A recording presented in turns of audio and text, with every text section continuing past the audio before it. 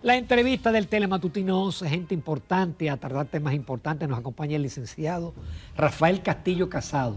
Él es diputado por la circunscripción número 2 de la provincia de Santo Domingo y es el actual vocero, el nuevo vocero, vamos a decir, de la bancada de la Fuerza del Pueblo. Muy buenos días, Rafael, Ramón. Buenos días, Jacqueline. Buenos días, República Dominicana. Gracias por la invitación. Sí. A sus Yo había órdenes. dicho que se estrenaba, pero no. Sí, Estuvo anteriormente porque aquí. además Castillo, este es tu segundo periodo como legislador. Nuestro segundo periodo como legislador. ¿Cuántos legisladores, para enmarcarnos, Ramón, disculpa, que tiene el Partido Fuerza del Pueblo actualmente? La Fuerza del Pueblo tiene 28 diputados en este momento. ¿Son la segunda mayoría? Somos la segunda mayoría de la Cámara de Diputados y ahí entonces estamos dirigiendo el bloque de la Fuerza del Pueblo por este periodo legislativo. Perfecto. Rafael, tu opinión sintética sobre el discurso del presidente. Que tú estabas ahí. Muchas interrogantes que nos pudimos hacer, pues el presidente no esbozó qué va a hacer en el futuro. El 95% de las propuestas que hizo son obras que ya están en ejecución. No vimos realmente que haya prometido cosas para el futuro en República Dominicana, que no sea como el tren, que no sea como el metro, el monorriel de Santiago, pero no habló de cosas fundamentales que había prometido en su primer cuatrenio, como es la ley de hidrocarburos, que tanto se ufanó en su primer discurso, en la toma de posición, de que iba a mandar en esa primera semana una modificación a la ley de hidrocarburos. No habló de ello, no habló de la autopista del Coral, no habló de una cantidad inmensa de obras y de promesas que hizo en el primer periodo, pues no los vimos ahora y que no se han ejecutado. No sé si se van a olvidar, pero realmente más que decir qué hizo el presidente, tenemos muchísimas interrogantes sobre eso.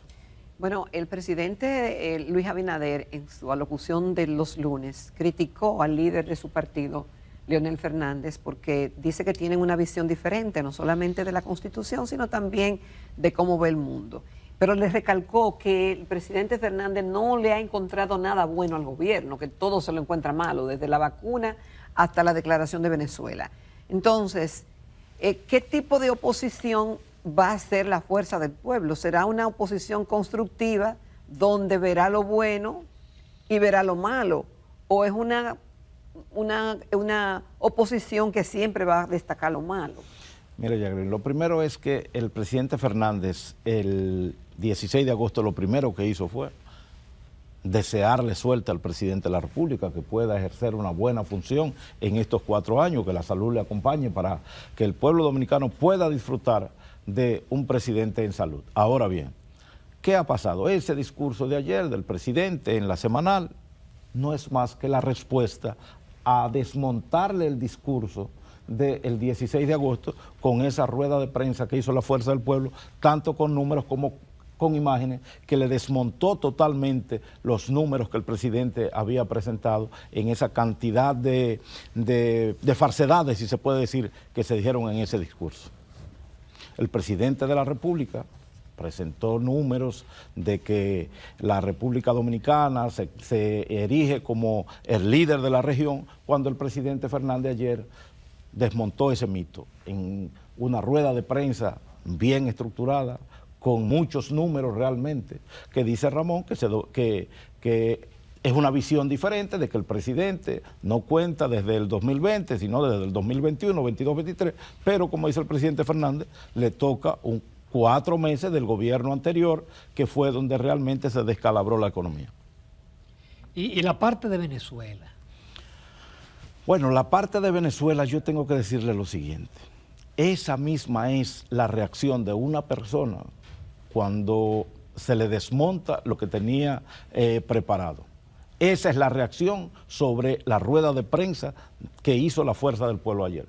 Pues el presidente Fernández, estando en el territorio de Venezuela aún, en un país donde todo el mundo está restringiendo los vuelos, todos los países restringiendo los vuelos, desde la misma Venezuela, el presidente Fernández dijo que se debían presentar las actas, que es lo que ha hecho todo el mundo, junto al expresidente de Colombia, que se deben presentar las actas, e inclusive cuando el presidente habló en Venezuela dio hasta el número exacto de las actas que debían presentarse. Entonces el presidente Luis Abinader es 2 días después del presidente Fernández haber hablado en Venezuela, porque un observador eso es lo que hace. ¿Qué es lo que hace un observador? Decir las anomalías o las bondades que tuvieron el proceso. Y él dijo, las actas deben ser presentadas para confirmar que los cómputos que se han presentado son reales. Pues el mundo, todo el mundo, lo que ha pedido es que se presenten las actas, pero ya habían sido pedidas por el presidente Fernández. Entonces yo no entiendo realmente qué pasó, que el presidente de la República entonces crea una campaña. Bueno, ya sabemos qué es lo que busca. Lo que se ha creado es una campaña en contra del presidente. Vimos a la vicepresidenta decir que estaban destinando un avión para ir a buscar al presidente Fernández. Y el presidente Fernández vino en un vuelo privado de un amigo que le ha prestado un avión para venir al país, no que el gobierno de la República tuvo que ver absolutamente nada con eso. Pero el hecho de que, bueno, el mundo entero o parte del mundo se ha manifestado para restablecer y que se respete la voluntad popular en Venezuela, pero el presidente Fernández decir que ese problema tenían que resolverlo internamente, cuando internamente Maduro es el que maneja todo, las posibilidades son pocas. Las posibilidades de que se resuelva de esa forma. Si el mundo no presiona y no se manifiesta, quizá la situación no se resuelve. ¿Y usted piensa que cuando un observador va a un territorio extranjero como observador y dice, se deben presentar las actas, que es lo que avala el triunfo o la derrota, se deben presentar las actas, no está conteste a todo lo que está pidiendo el mundo? Aquí los observadores dijeron, mira, había publicidad afuera, los militares estaban en esto. Yo me acuerdo, faltó representante, las urnas, y se hace, los observadores juegan un papel y rinden un informe. Es decir, muchas veces críticos le dicen lo bueno y dicen también lo malo. Quizás por ahí ha venido la confusión. Bueno, pero él como observador y el Centro Carter y otras instituciones han presentado un informe. Y él eso fue lo que hizo inmediatamente pasado el proceso. Pero usted no me ha contestado la pregunta. ¿Cuál será la forma de oposición que hará Fuerza del Pueblo en el Congreso? ¿Constructiva, aporte, o va a decir que todo lo que haga el gobierno va a estar mal? No, es que nosotros no vemos todo lo que haga el gobierno mal. Nosotros haremos una oposición constructiva que beneficie a la República Dominicana. Ellos tienen una cantidad mayoritaria en las 2 cámaras, tanto en el Senado como en la Cámara de Diputados. No necesitan los votos de la oposición. No necesitan. Nosotros nos queda la boca para hablar y hacer una... No, y hacerlo bien, porque la gente está observando también. No. Pero nosotros lo hemos hecho bien y lo continuaremos haciendo bien. ¿Por qué? Porque el que nosotros digamos que nos hemos endeudado en estos 4 años más que lo que se ha endeudado el país desde su fundación hasta la fecha, no estamos haciendo una oposición contraria a la realidad.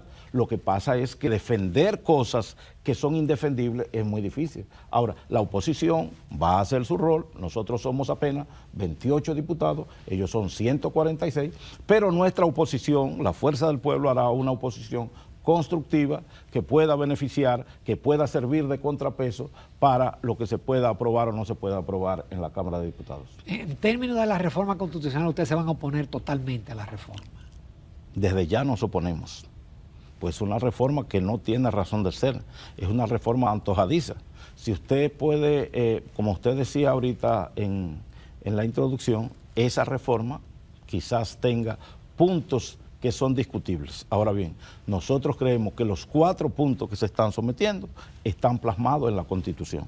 Como lo decía el presidente Fernández anoche, reforzar lo que existe en la Constitución es porque ya existe y está plasmado en el artículo número 1, donde el Ministerio Público quiere ser reforzado para que sea elegido por el Consejo Nacional de la Magistratura. ¿Pero a propuesta de quién? Dice el proyecto, a propuesta del presidente de la República. Y si un consejo tiene 7 personas y 5 de esas son del presidente de la República, ¿quién lo está designando? ¿Quién lo está designando? Nosotros creemos que eso es realmente una cuestión antojadiza del presidente de la República que quiere llevar una reforma a la Constitución para dejar un legado. Pero ¿qué legado? Por ejemplo, la reducción de los diputados.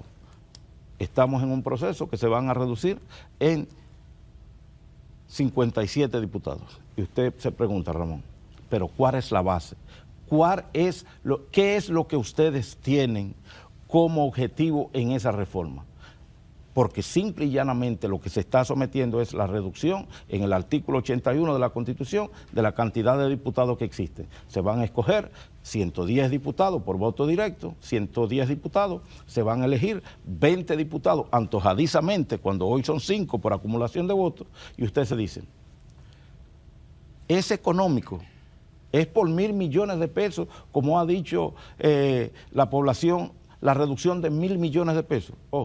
Pero si son 1.000 millones de pesos, el gobierno acaba de gastar aproximadamente 300 millones de pesos allí en un evento, cuando el evento se debió hacer en el Congreso Nacional, en la sala del Congreso Nacional, donde no se gasta un peso. Sin embargo, ustedes se movieron al teatro. Quiere decir que no es económico, es algo que la imagen de los legisladores está ante la sociedad deteriorada. Y es verdad que está muy deteriorada. Pero ¿por qué, Jacqueline, está tan deteriorada la Cámara de Diputados? ¿Por qué hay diputados que los han acusado de narcotráfico? ¿Por qué hay diputados que están presos por narcotráfico? Entonces usted se pregunta, ¿de qué partido son esos diputados? El deterioro que tiene la Cámara de Diputados ante la sociedad, ¿quién ha sido el culpable de ese deterioro? Ahora, pero no es una nómina supernumeraria en cuanto a la representación, porque se han hecho comparativos de la cantidad de diputados que tiene la República Dominicana con relación a otros, por número de habitantes y demás. Y en un país tan pequeño, 190 diputados, y lo que eso implica, no sería mucho. Bueno, esa es la Constitución de la República, y eso está plasmado en la Constitución y está estatizado. Bueno, pero eso es lo que se quiere cambiar. Bueno, pero está estatizado. Pero la República Dominicana dice que, la Constitución dice que es un país representativo. Y la República Dominicana está creciendo 100.000 habitantes por año. Entonces, si es representativo, ¿por qué usted quiere reducirlo? Y es representativo, porque cuando general lo que se ha visto, y me disculpa porque usted es legislador, pero lo que se ve aquí es que obviamente la población vota por un candidato determinado.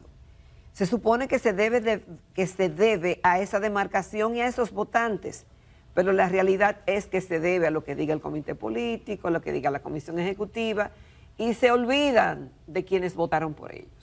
Vamos, Casado, estamos un poquito pasado de tiempo. Bueno. Vámonos a una pausa comercial. No me di cuenta. Y venimos con la entonces venimos con esa respuesta. Ok.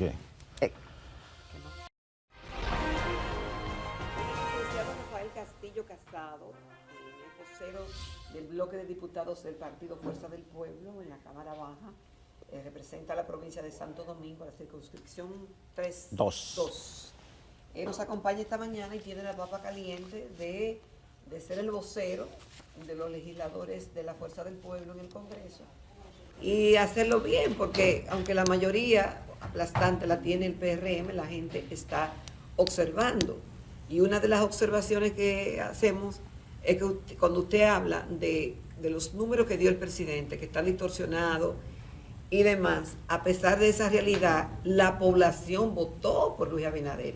Y eso tiene que darle un mensaje a los partidos políticos de oposición para ver por qué se produce esa dinámica. Pero mi pregunta anterior era la representación, el papel de representación y de vocero y de defender a la comunidad que representan. Y que luego que están en el Congreso se olvidan y a veces son sellos gomígrafos de lo que diga el comité político, de lo que diga la comisión ejecutiva de los partidos. No la voy a contradecir en eso, pues el mismo Congreso que hemos vivido en estos 4 años anteriores del PRM ha apoyado más de 40.000 millones de dólares en préstamos. Allí los proyectos que mayormente se han aprobado son los proyectos que llegan del Poder Ejecutivo.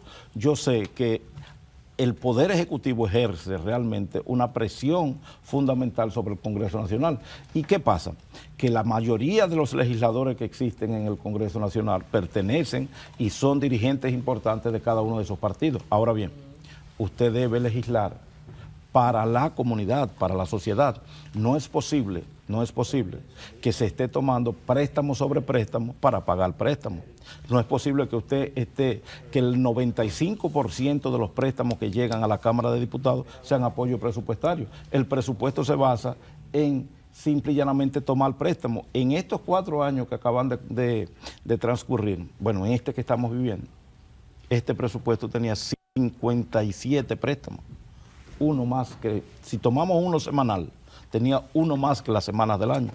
No obstante a eso, hubo un momento en que nosotros aprobamos en la Cámara de Diputados 1.300 millones de dólares en un solo día.